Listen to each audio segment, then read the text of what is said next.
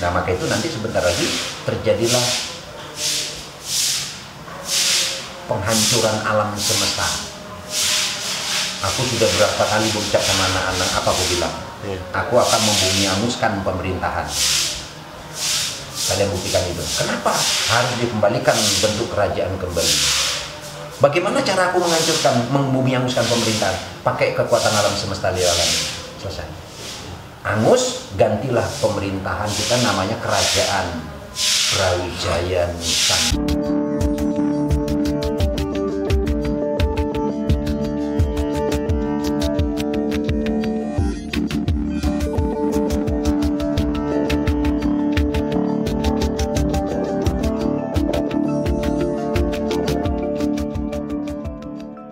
Pindah ibu kota, maka itu Soekarno tahu persis itu triknya. Kenapa Soeharto hidup di zaman Soekarno? Pak, saya izin sambil rekam, kita sambil belajar ngaji dulu ya. Nah, saya belajar dari orang tua nih. Nah, maka itu Soeharto dia tidak pernah mau punya rencana mau pindahkan ibu kota ke Kalimantan. Kenapa? Dia tahu itu trik perang strateginya Soekarno. Karena Soekarno udah dapat berita dari rekannya dia karena mau dijajah. Mau dihancurkan. Kalau ibu kota negara kita dihancurkan ya sama Belanda, selesai. Berarti Indonesia adalah milik Belanda. Selesai, kita kalah. Nah, Soekarno saking pinternya dia bikin trik mau pindahin ke Kalimantan. Loh, kita sengsara dulu kok makan aja mesti sama jagung, mau bagaimana pindahin ibu kota. Nah, dengarlah berita diumumkan sama Soekarno bahwa Indonesia pindah ibu kotanya dari Jakarta ke Kalimantan. Tahunya Soekarno pindah ke Jogja. Belanda nyerang Kalimantan, nol, diserang oleh Soekarno, kalah, dinyatakan sama PBB sama dunia, Indonesia menang. Kenapa? Ibu kotanya masih ada. Setiap negara kalau masih ada ibu kota, dia pasti menang. Maka itu perang itu pasti diincar ibu kota. Kalau ibu kota negara kita diserang, kalah, selesai, negaranya jadi milik dia. Itu dia. Maka itu begitu hebatnya Soekarno trik perangnya. Datang si Beloon pindahin ibu kota. Dia nggak tahu kalau itu hanya trik untuk mengelabui Belanda. Nah, yang sebenarnya ibu kota itu tetap harus di Pulau Jawa. Kenapa Soekarno bikin di Jakarta? Kenapa Soekarno bikin di Bogor? Ini harus tahu. Karena Jakarta ini mau dijadikan ibu kota sama Soekarno, dia bikinlah Istana Negara 2. Istana Negara satunya adalah sebenarnya Bogor. Soekarno bikin tuh gini, Istana Negara 1 Bogor, Istana Negara 2 Puncak Cipanas. Itu aslinya. Ya, RI 2 di sana. Ya, 3 itu baru Jakarta. Itu Soekarno buat. Kenapa? Karena dia ngambil Bogor. Bogor ini adalah Jawa Barat, termasuk DKI juga Jawa Barat dulunya, ya. Nah, karena kerajaan waktu zaman kerajaan ini sudah dulu Pulau Jawa ini dari Jakarta sampai Jawa Timur sana, itu namanya Pulau Jawa. Nah, karena perkembangan masyarakat pada waktu saat itu sudah tumbuh pesat, akhirnya apa? Dipecahlah itu Pulau Jawa menjadi 3 bagian. Jadi kepalanya itu Jawa Timur, perutnya itu Jawa Tengah, kakinya itu Jawa Barat. Nah, disitulah baru kita bentuk kepolisian, kita ngambil dari Pamong Praja waktu zaman itu. Karena apa? Kota sudah mulai ramai, harus ada yang jaga keamanan lalu lintas. Nah, yang waktu itu kita sudah bikin undang-undang TNI, di situ wajib militer. Nah, akhirnya dari mana kita ngambil? Untuk kepolisian, undang-undangnya kita buat, ngambil aja dari Pamong Praja, diambillah dari kerajaan, Pamong Praja diambilin, dilatihlah untuk pendidikan kepolisian, terjadilah polisi waktu itu. Nah, karena ini udah saking padatnya. Nah, jadi kalau misalnya Jawa Timur itu kepala, berarti kan mahkotanya di sana. Nah, kalau Jawa Tengah itu perutnya, tengahnya, untuk apa? Menghidupkan seluruh manusia di muka bumi ini. Nanti sebentar lagi. Maka itu disebut jadi mercusuar dunia. Ekonomi berarti. Betul. Tidak ada yang menandingi seluruh dunia kekayaan kita. adanya di Jawa Tengah karena itu perut. Nah, kenapa Soekarno bikinnya di Jawa Barat? Karena itu kaki. Kalau kita mau sekarang lagi merintis untuk mencapai titik puncaknya, ya harus pakai kaki. Dibuatlah ibu kota negara itu di Istana Negara itu di Jawa Barat. Tapi kalau udah selesai tugasnya, dia harus masuk ke perut. Kemana? Jawa Tengah. Apa bentuknya? Ya kerajaan. Itu harus, tidak bisa pindah. Itu sudah ketentuan alam semesta. Dan itu sudah dituangkan di dalam Al-Quran sama Rasulullah. Mau kemana pergi? Gak bisa. Nah, maka itu nanti sebentar lagi terjadilah penghancuran alam semesta. Aku sudah berapa kali berucap sama anak-anak, apa aku bilang? Aku akan membumi-anguskan pemerintahan. Kalian buktikan itu. Kenapa? Harus dikembalikan bentuk kerajaan kembali. Bagaimana cara aku menghancurkan, membumi-anguskan pemerintahan? Pakai kekuatan alam semesta liaran. Selesai. Angus, gantilah pemerintahan kita namanya Kerajaan Brawijaya Nusantara. Itu jadi mercusuar dunia. Adanya di tempat kalian. Saya tertarik tempat kalian ini untuk generasi itu di situ tempatnya. Untuk generasi muda yang saya saat sekarang ini. Maka itu nanti aku juga ada di sana gitu loh. Maka itu kan aku punya rumah gede di situ. Nantilah, itu dia ada. Maka itu nanti disitulah tempat kejadiannya. Nah di sini orang mau percaya mau enggak, aku enggak peduli. Tapi kita buktikan, mudah-mudahan nanti kita di dalam waktu dekat ini ada penyaringan alam besar-besar. Seluruh manusia mati di muka bumi ini. Mati semua. Tinggal tersisa 46%. Yaitu tinggal orang. Manusia dengan orang beda. Saya lihat di beberapa orang-orang sesepuh Jawa, beliau sampaikan ini minimal bentar lagi itu 5 gunung meletus. Benar nggak? Setuju nggak, Bang? Ya. Ya. Itu benar. Dan sebenarnya itu ada kuncinya dan kuncinya sudah dibuka. Ya. Pertama meletus itu ada Indonesia bagian timur. Kalau nanti burung hitam keluar dari gunung itu akan terbelah, akan terbang itu gunung. Kalau ada burung hitam dari timur, itu terbelah, terangkat separuh ke gunung, goyang aja. Nah, setelah di situ ngikut masuk ke Jawa Timur, maka itu ada Indonesia bagian timur, ada Jawa Timur. Itu punya ikatan, itu ada benang.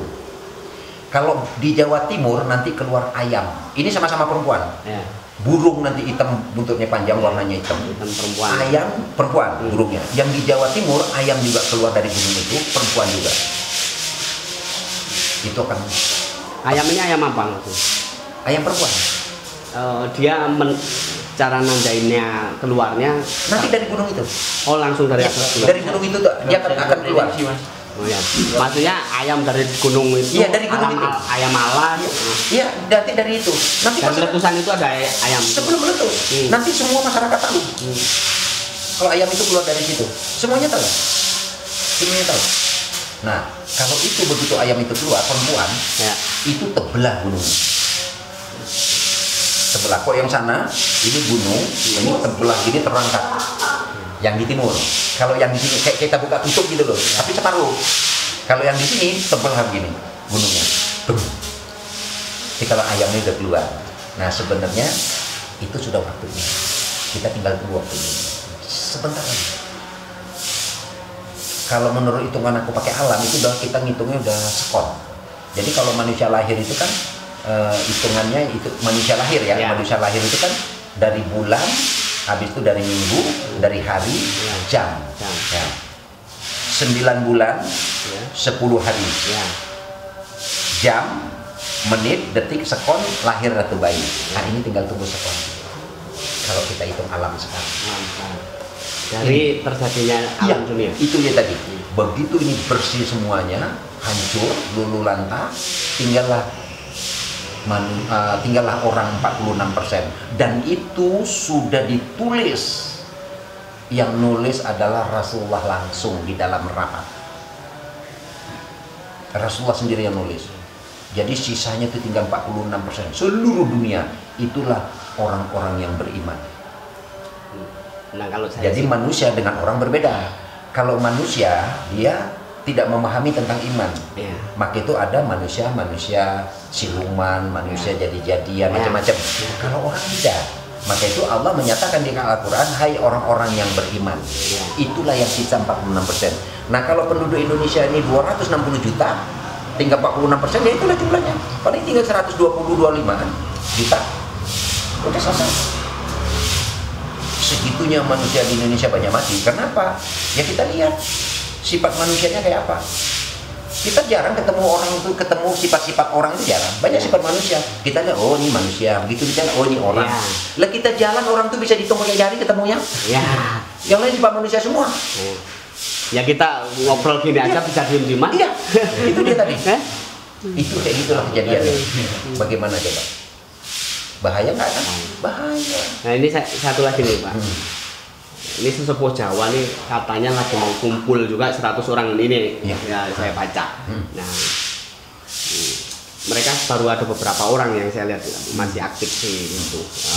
Mulai dari Jawa Barat, Jawa Timur itu. Bapak juga punya pemikiran ke situ kan ya? Iya. Nah, sudah ada rencana kapannya? Atau udah pernah ketemu? Belum. Aku belum pernah ketemu sama saudara-saudara kita semuanya. Ya. Sesepuh, orang spiritual, Ya. apa segala macam untuk Pulau Jawa aku belum pernah ketemu. Belum. Tapi aku sudah punya rencana untuk menyatukan kekuatan Indonesia itu ada di Pulau Jawa. Nanti dikembalikannya dengan kekuatan-kekuatan sepuh bisa menyatu, pasti anak bangsa juga ikut menyatu. Tapi aku tidak mau masukkan ke dalam agama, karena kalau masuk agama nanti beda versi. Tapi kita di sini masuk sebagai anak bangsa yang berdasarkan Bhinneka Tunggal Ika dan Pancasila. Itu dia. Kita masuk anak bangsa, karena kita beragam suku bangsa dan agama. Ya. Nggak boleh kita bentrokan. Kenapa? Itu semua saudara kita. Kenapa itu saudara kita? Muslim, non muslim? Karena Allah yang ciptain. Kenapa kita mesti bermusuhan kita sementara anak bangsa? Nah, dengan adanya di blok-blok macam kayak begini, akhirnya kita lemah. Ya dihancurkan oleh pihak-pihak tertentu yang punya kepentingan. Ya sampai sekarang dimanfaatkan akhirnya. Nah, apa yang terjadi? Hancurlah kehidupan kita semuanya. Itu dia tadi. Nah, pesan-pesannya untuk yang muda ini, yang lalai seni budaya, lalai lupa itu sebenarnya enggak. Nanti gini. Sebenarnya gini. Kita sebenarnya nggak lalai. Kita sebagai anak bangsa sebenarnya nggak lalai. Nggak lalai sebenarnya. Kita memahami. Kita memegang teguh. Ya. Kita punya pakem. Kita anak bangsa. Apalagi kita dari suku Jawa. Aku aja dari Aceh memegang teguh segala macam semuanya suku. Aku pegang pakem. Pakem suku ini, sukunya aku pegang pakemnya semua. Karena itu leluhur kita semua yang buat. Udah. Nah, oh iya, ya kita salah proses begini. Oh iya kita begini. Itu aja. Nah, jadi sehingga kita tidak berdosa sama diri kita dan tidak berdosa sama orang lain. Nanti disitunya jatuhnya apa? Kita damai. Betul. Nah kalau kita bisa hidup damai dengan semua saudara kita se-Indonesia, apa kita nggak punya kekuatan? Kekuatan yang kita butuh sekarang kekuatan. Nah maka itu di sini pada waktu saat kita berkumpul, ingat ya cuma satu. Jangan punya kepentingan. Jangan punya niat maksud tertentu. Pribadi apalagi? Ya, itu dia tadi. Di dalam pertemuan kita nih, kalau misalnya aku kumpulin nanti sesepuh-sepuh atau anak bangsa lah di Jawa, ya. Pertama, jangan pernah punya kepentingan. Jangan ada kepentingan di sini. Jangan punya niat dan maksud. Nah, kalau kita sudah tiga ini kita buang jauh, nggak punya kepentingan, nggak punya niat, nggak punya maksud, kita di sini berdiri sebagai anak bangsa yang berdasarkan Bhinneka Tunggal Ika dan Pancasila. Itu dia. Pasti kita akan menyatu. Kenapa orang tua buat itu? Kalian tahu waktu saat kami buat Pancasila? Bisa diulang? Kenapa ada Bhinneka Tunggal Ika dan Pancasila? Ya, dulu waktu kami buat. Artinya seluruhnya? Waktu saat kami buat Pancasila, kami loh. Saya tahu waktu itu perkumpulan semuanya. Kenapa itu dibuat? Ya, pada waktu saat kami buat Pancasila, tahu nggak itu kami ambil dari mana?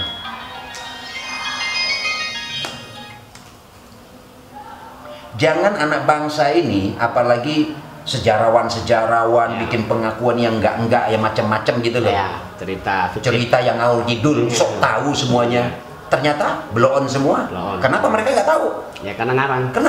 Dari mana tahu? Waktu saat kita buat Pancasila, tahu? Dasarnya dari mana kita ambil? Tahu nggak? Nggak. Dari mana? Al-Quran. Iya, tapi hampir melari ke situ. Tahu dari mana?